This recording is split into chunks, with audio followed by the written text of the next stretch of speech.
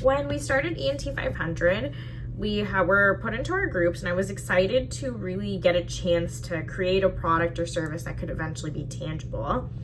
Our group was really great. Rochelle was the one who came up with the campus safety idea, which I fully supported thanks to my own personal experiences.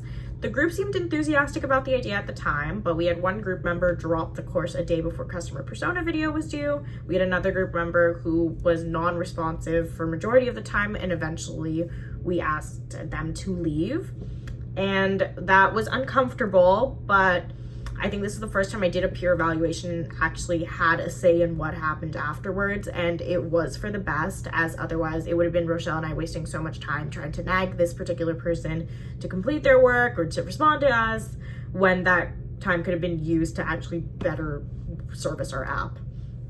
So what went wrong in terms of our actual research? I do wish we had gone further into the opportunity of exploring the different gender responses. For example, women were a lot more concerned about their safety than men were, even though they weren't directly saying it. It's something that we should have connected the dots with since we had all the data on hand.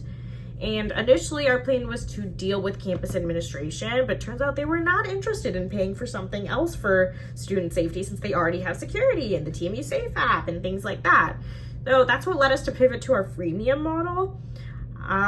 Hopefully with that, we would be able to see an eventual university partnership, but that would be really great.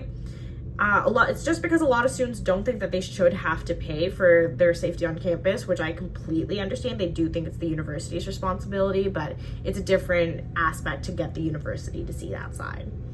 So working without a clear rubric really forced us to think independently and to take ownership of every decision we were making. I think that was for the best because Rochelle and I were really able to put our own spin on things and to really take control, especially during things like validation interviews, where we really got firsthand experience on how students were feeling and how to think. I do wish we were able to do those in person like we did with our customer persona ones, as I feel like we could have gotten a lot more out of that. But again, we were on a time crunch. So overall, with the work environment, entrepreneurship is messy, it's uncertain. When we made our MVO, it was so worth it. I do think I would be able to do it. I just need to have something I really care about. Thank you.